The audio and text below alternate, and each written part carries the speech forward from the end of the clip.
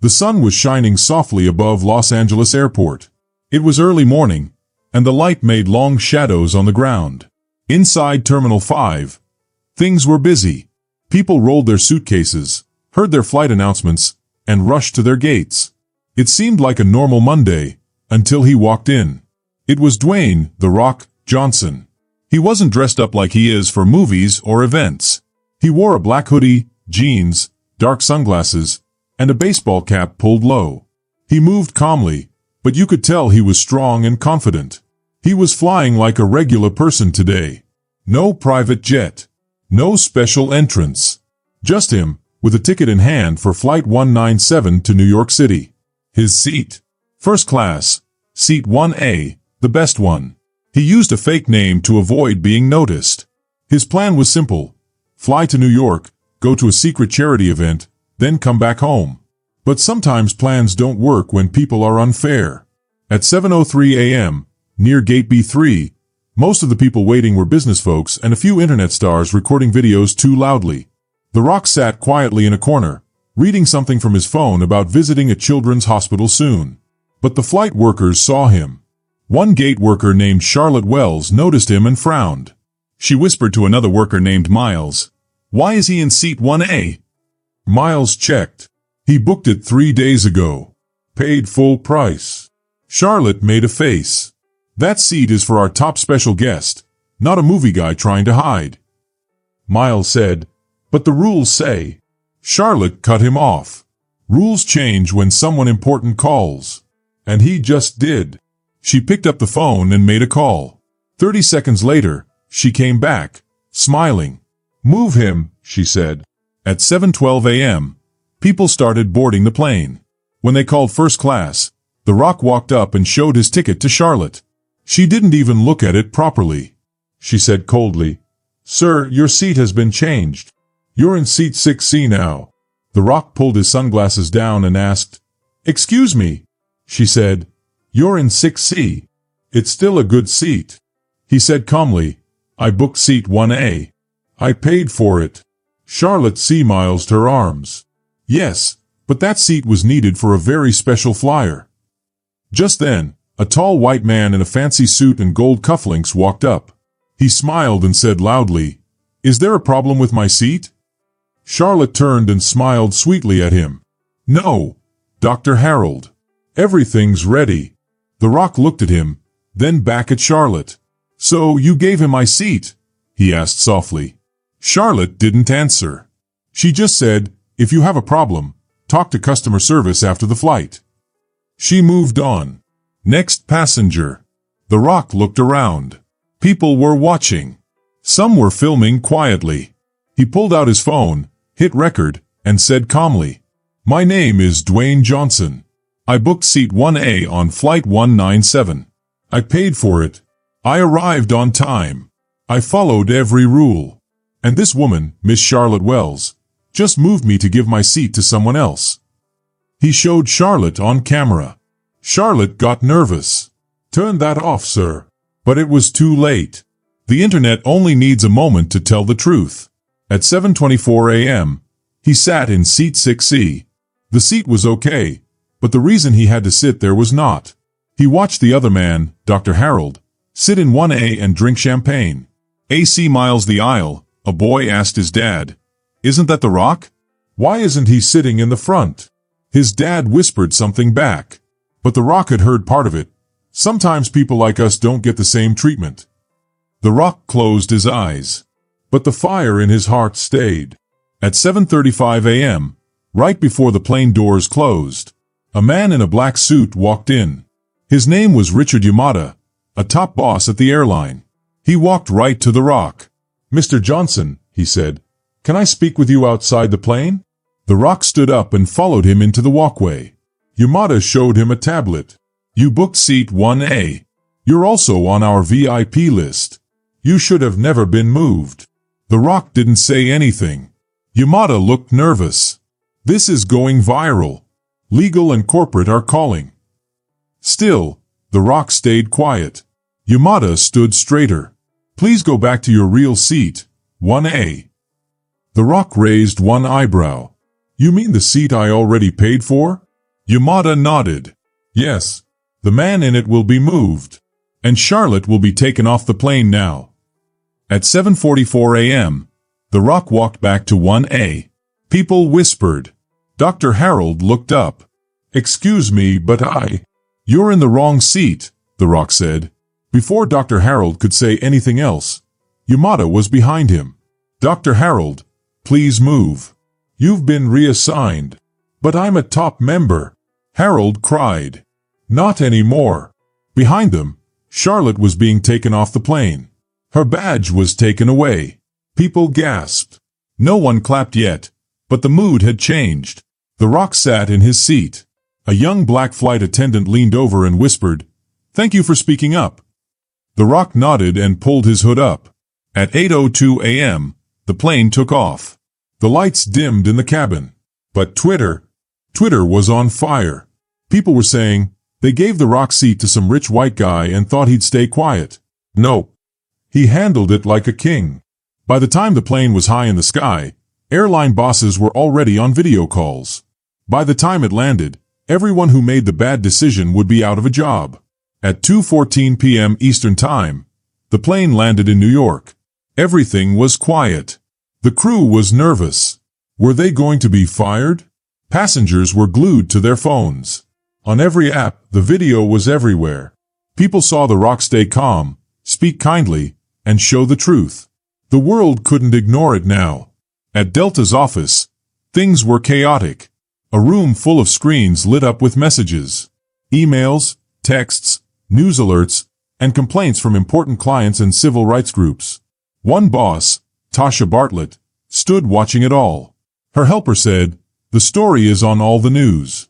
Even the NAACP made a statement. Tasha said, "I want every record on Charlotte Wells. Everything. Social media, complaints, flight info. Get legal. Get PR. Now." The assistant said, "They're writing an apology." Tasha shook her head. "This is Dwayne Johnson. We're not writing an apology. We're building a rescue team." At 2:30 p.m., The Rock left the plane. He didn't talk to the press waiting outside. He just nodded, threw his bag over his shoulder, and got into a black SUV. Charlotte, on the other hand, was taken through a back door. Her badge was gone. Inside a small room, 3 people waited for her: HR, legal, and Tasha Bartlett. Tasha opened a folder full of pictures, videos, and tweets. One said in big letters, "This woman removed The Rock for a rich white man in broad daylight." Charlotte tried to explain. "He used a fake name. I didn't know it was him." Tasha's voice was cold. "You took a paying customer out of a seat he booked, for someone you liked more. That's not allowed." "He was wearing a hoodie," Charlotte said. "He didn't look like someone who belonged there." Tasha closed the folder. "This meeting is over. You're fired. You can't work for Delta again." Charlotte's mouth dropped. "I've worked here for 12 years, Tasha said, "and you threw all that away in 5 minutes. She walked out. At 3:03 p.m., inside the SUV, The Rock's assistant, Eli, looked at his phone nervously. "Your video has 17 million views," he said. "You've got 2.5 million new followers today." Even Zendaya tweeted, "This is what grace under pressure looks like." But The Rock wasn't looking for fame. He scrolled through the messages to see how people were feeling. What did they see? What did they learn? He wasn't just a movie star now. He was a symbol for everyone who had been treated unfairly, pushed aside, or ignored, without anyone watching. But now, the whole world was watching. Tuesday, 9:01 a.m. The Rock walked onto a morning talk show stage. The host said, "We all saw what happened. You stayed calm. You didn't yell. You just showed the truth." "Why?" The Rock said, "Because I know how they saw me. Big guy. Hoodie. Quiet. They didn't see me. They saw a stereotype." The host nodded. "Do you think this was about more than a seat?" The Rock looked right into the camera. "This isn't just about a seat. It's about every time someone's told they don't belong. Every time someone gets pushed to the back because of how they look. It was my turn this time. But it happens every day to people who don't have a camera or millions of followers. The studio was quiet. The clip went viral fast. Wednesday, 1:15 p.m. At Delta's big office, Tasha stood in a meeting. Charlotte Wells and the others who helped her have been fired, she said. Some people gasped. And to show we mean it, she added, we're checking all our airports for bias. Starting now. One boss raised a hand. Do we have a statement for Mr. Johnson? Tasha gave a small smile. We don't need to send a message, she said. She showed her phone. He already spoke for us. Thursday, 6:44 p.m. At a special party in Los Angeles for kids, Dwayne Johnson, The Rock, stood on stage. He was already going to come, but now everyone watched him differently. They looked at him with big respect. He didn't talk about the airplane ride where something bad happened. Instead, he said, sometimes, the strongest thing you can do is not fight back. Just show people what really happened. The truth is stronger than a punch. Everyone clapped and stood up. In the back, a young boy whispered to his mom, that's why I want to be like him. Friday, 9:42 a.m. At Delta's big office in Atlanta, Alicia Morgan, who used to work on planes, sat AC miles from a nervous man in human resources. She had quit her job 6 months ago and had signed papers saying she wouldn't talk. But she never spent the money they gave her. She had seen something online, The Rock being asked to move from his seat, and a worker named Charlotte treating him unfairly. Alicia had seen Charlotte do this before. She decided it was time to tell the truth. She pushed a small USB stick AC miles the table. What's this? The man asked. Emails, voice recordings, and videos from last year, Alicia said. Charlotte has been treating black and brown passengers unfairly. She lied to people and called it computer problems. One time, she moved a whole group of African doctors to the back of the plane and said it was about weight. But the plane was empty. The man looked shocked. Alicia added, she even made fun of it in messages and used mean words. The man finally took the USB. You'll need to stay here, he said. Our lawyers will want to talk to you. Alicia smiled. I've been waiting 6 months to talk. Friday, 12:22 p.m. In the legal office at Delta, the team looked at what Alicia gave them. It was bad. There were 27 bad incidents, 14 people moved for no reason, and 3 people who had complained before, but no one had listened. The same pattern kept happening. People of color were moved, and other people got their seats. Charlotte was at the center of it all. One email was especially awful. It said, Man in 3A is wearing a do-rag. Looks like trouble. I'm moving him. I won't let some thug sit next to our important people. Charlotte had written it. Her boss even gave a thumbs-up emoji. Tasha stood up fast. Tell the PR team to get ready with a statement, she said. She picked up her phone and called Dwayne Johnson. Friday, 10:08 p.m. Dwayne sat in his office in Los Angeles. His assistant brought him the phone. It's Tasha from Delta, he said. Mr. Johnson, Tasha said. I'm not calling to say sorry. I'm calling with a chance for something better. He listened. I want you to help us make things fair, she said. We'll create a new team to watch how passengers are treated. You'll help lead it. You'll help build the rules. Dwayne was quiet. You want me to help fix the airline? Tasha said, yes, I want to rebuild it. And I need someone people trust. He thought.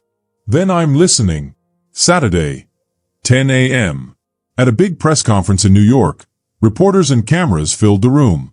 Tasha stood up and said, we made big mistakes. We can't just say sorry.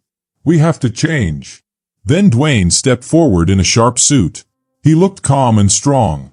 I wasn't sad when they moved my seat, he said. It reminded me that even if you're famous or rich, people still try to decide where you belong. He looked around the room. What about people without cameras or fans? I'm doing this for them. I'm not here to fight. I'm here to make things better. People gasped and then clapped loudly. Tasha came back. We're also naming our training program after Dwayne, she smiled. It's called the Johnson Standard. Sunday, 9:14 a.m. On a plane from LA to Atlanta, A black woman in a business suit sat in first class, seat 1B. She sipped coffee and read a magazine. A flight worker smiled at her and said, "Thank you for flying with us. You are very important to us today." She smiled back. No one moved her seat. No one talked down to her. Just kindness. Online, people went wild. They named the new rules after The Rock. He didn't even fight back, and still changed everything. Dwayne Johnson had said, "I'm not just going to point out the problem. I'm going to sit down and help fix it." Monday, 7:45 a.m. Dwayne arrived at Delta headquarters. Some workers held signs that said, "Welcome to the team." They smiled and shook his hand. But not everyone inside the building was happy. Some people thought he was a hero. Others thought he was a threat because change can be scary. But Dwayne wasn't there to be a happy face. He was there to find out what was broken and fix it. 8:03 a.m. Tasha explained the new fairness team to a room full of leaders. They would use data, check reports, and use computers to spot unfair behavior. All staff would be watched for bias. Then Dwayne stood up. "I didn't come here to be a symbol. I came to make this personal." He clicked a button, and a slide showed how Charlotte had hidden complaints. "This isn't one mistake," he said. "It's a system that keeps hiding the same mistake." The room was silent. One man, Victor Harlan, spoke. He wore a nice suit. "With respect, Mr. Johnson," he said, "lots of stars fly with us and don't complain. One incident doesn't mean everything is broken." Dwayne looked right at him. "I wasn't treated that way because I'm a celebrity. It happened even though I am one." Tasha stepped in. "Dwayne has full power to check everything. His reports go to the board. Everyone will help." Victor smiled, but his eyes didn't. "Sure," he said. But inside, he was angry. Tuesday, 11:24 a.m. Victor sat at his desk. He wrote an email. "Watch what Johnson is doing. He's asking questions we don't want him to. Find a way to say he's breaking rules. If we do that, we can stop him." He sent it to two others. They didn't reply, but they read it. A secret plan had begun. Wednesday, 1:30 p.m. In a small office, Dwayne stood with Zara, a smart young data worker. They looked at charts. "Look," she said, "our system says security checks are random, but people with darker skin get stopped 3.6 times more." "That's not random," Dwayne said.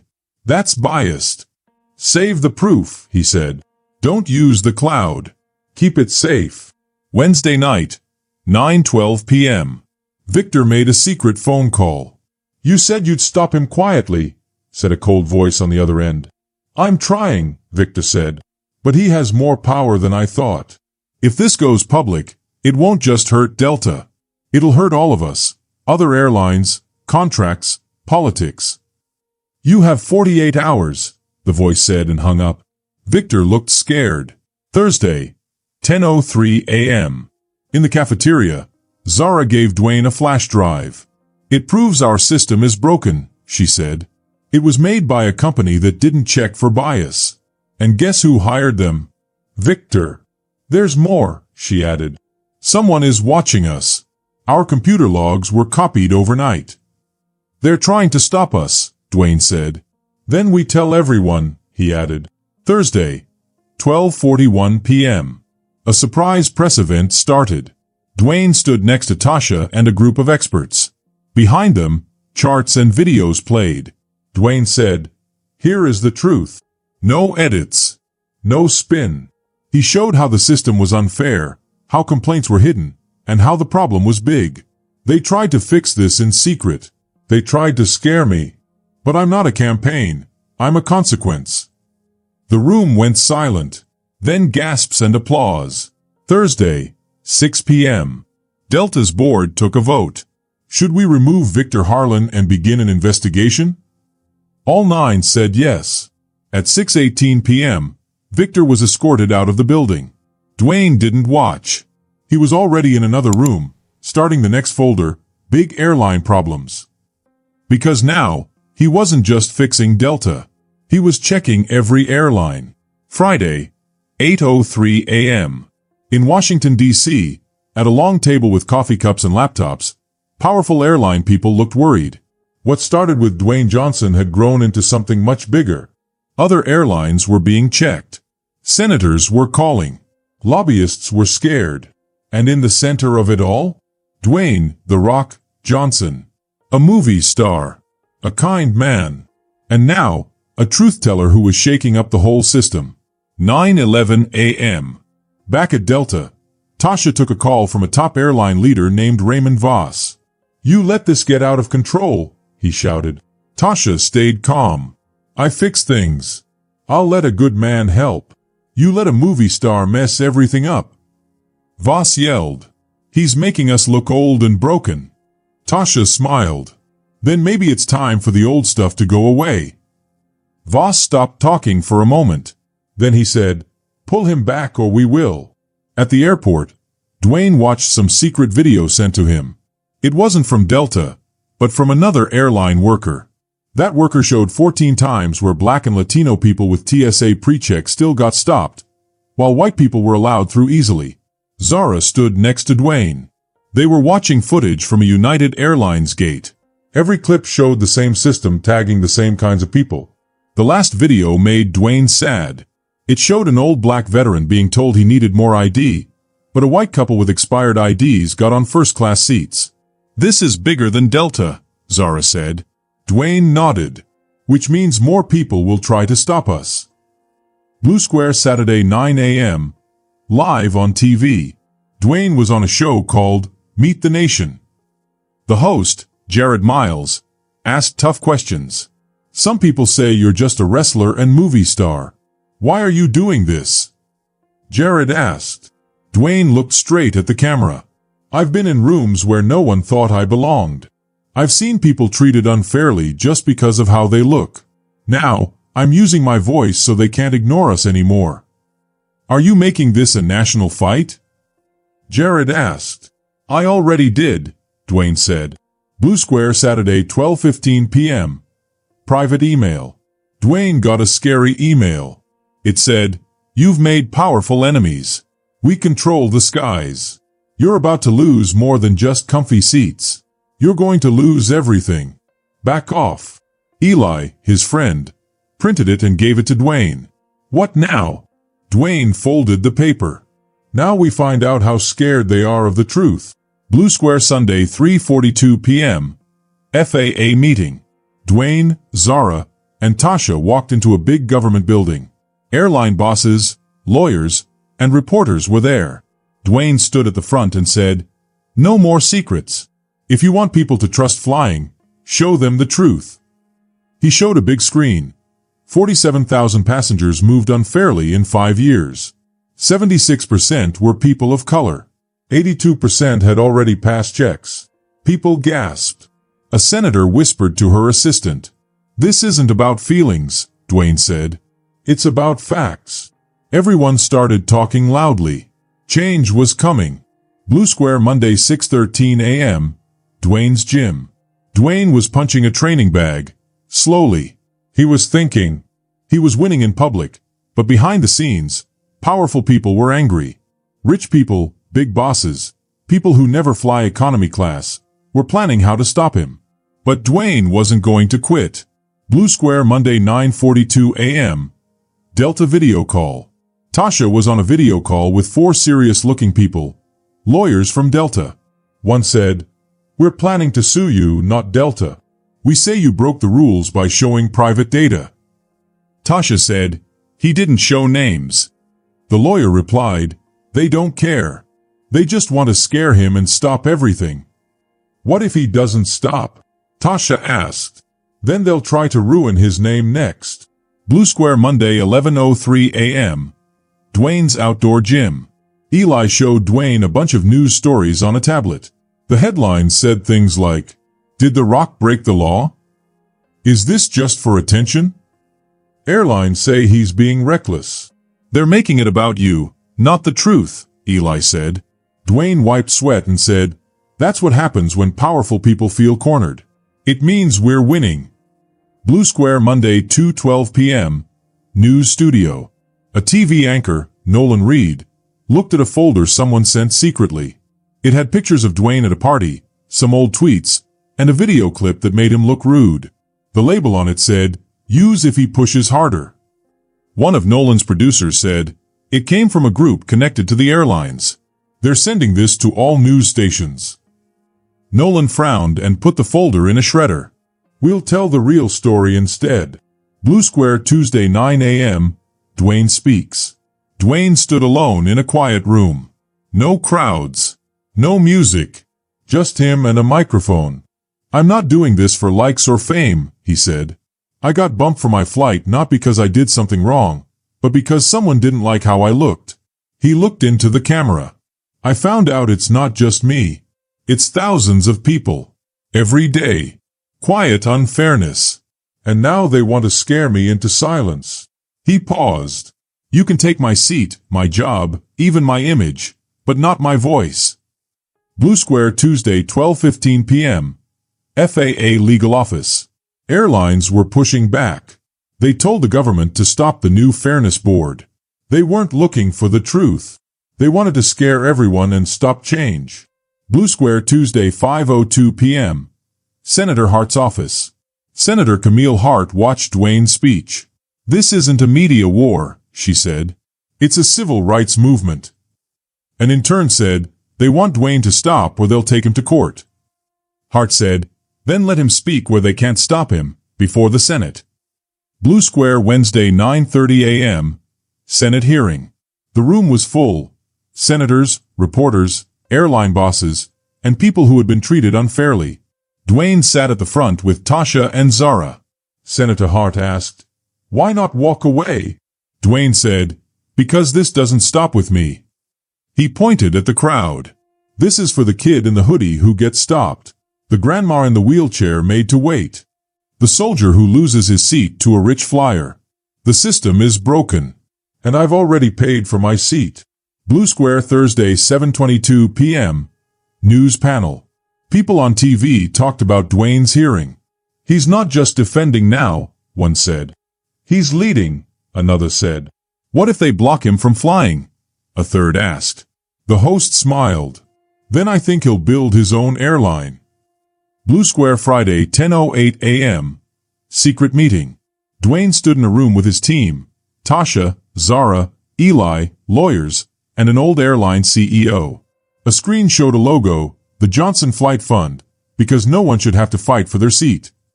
"I've spoken. I've shown the truth. But now it's time to build something new," Dwayne said. He clicked and showed 3 steps. Step 1.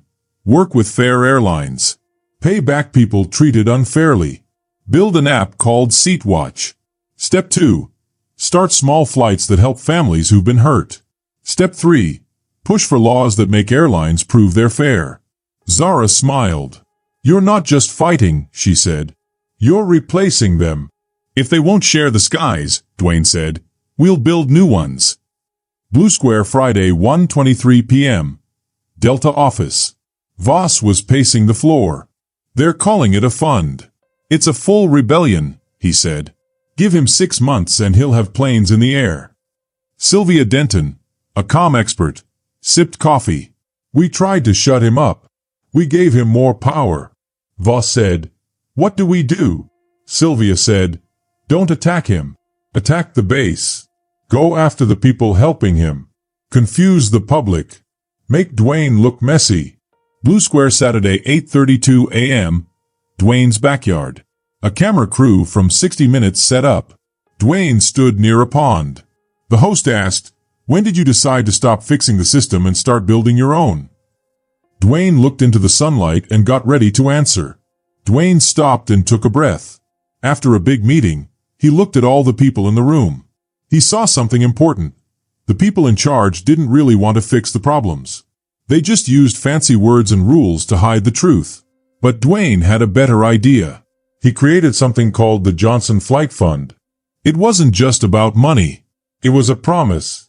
A promise that everyone should be able to fly, no matter what they look like, where they're from, or how much money they have. He looked straight into the camera and said, "This is for everyone." Saturday at 11:47 a.m., the world saw the launch of the Johnson Flight Fund on social media. People everywhere were excited. "This is the moment travel changes forever," one person said.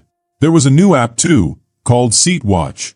It was made by a smart girl named Zara and her team. This app lets people share their stories about unfair treatment when flying. If someone was treated badly, they could press a button and get help. The app would also send the problem to the people in charge of airplanes.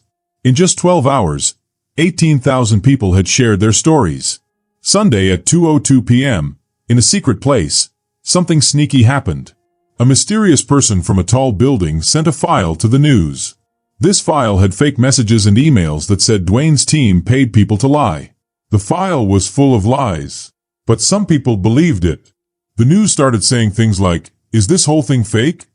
Or did The Rock lie to us?" At 3:31 p.m., Dwayne's team had a big meeting. Eli ran in with the papers. Zara followed.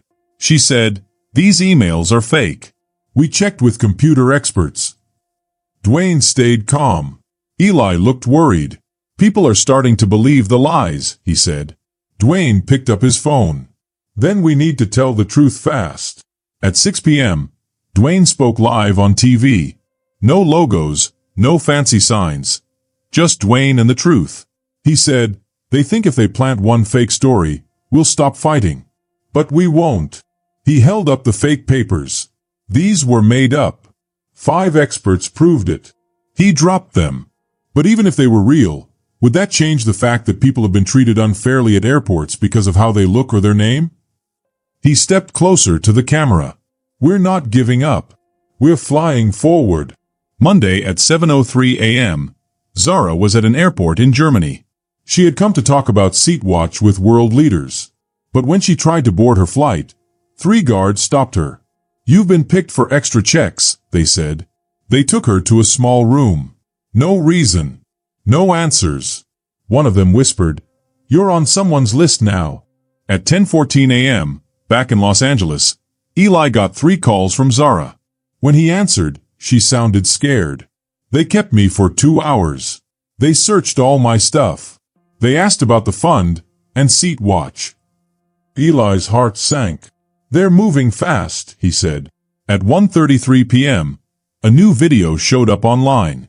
A man who used to work at the airport said he made up a story about bias because Dwayne's team told him to. But the video looked too perfect, like someone made it in a studio. In just minutes, the news was everywhere again.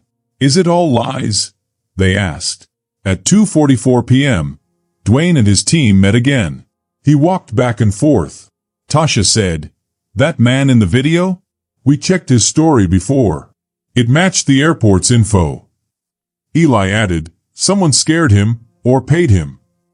Dwayne stopped. "They're not just trying to win. They want to hurt us slowly." He looked at Tasha. "No more patches. It's time to flood the system." At 4:07 p.m., a big headline appeared, "The Rock takes his fight around the world." Dwayne was now talking to leaders from all over the globe to make sure airlines treat people fairly. If airlines didn't follow the rules, they wouldn't be allowed to land in some countries. That night at 7 p.m., big airlines had a secret video call. A man from the UK said, "If the US agrees with Dwayne, we'll lose control of our gates." A man from Saudi Arabia was mad. "He's a movie star. Why are we letting him make rules?" The leader of the group, an old man from France, said, "Stop being scared. If you want to stop him, break him."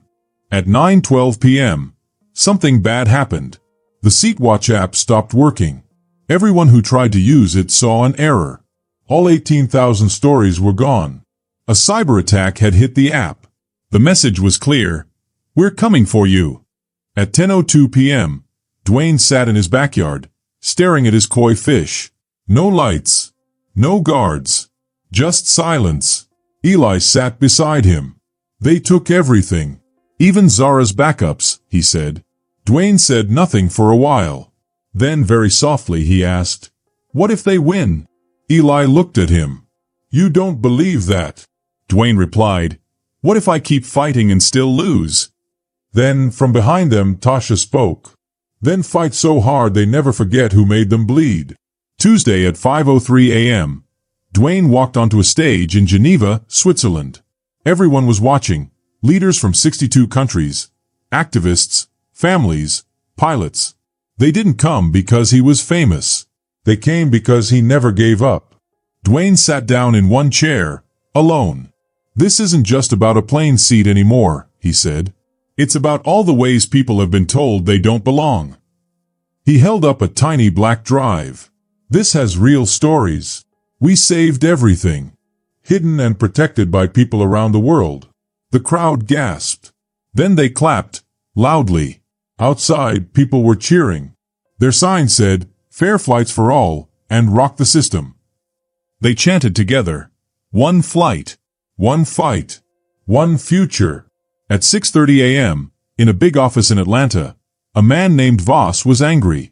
He turned a hack into a worldwide chant. Sylvia, another leader, was on the phone. "The board is voting. We can't stop it anymore." She hung up.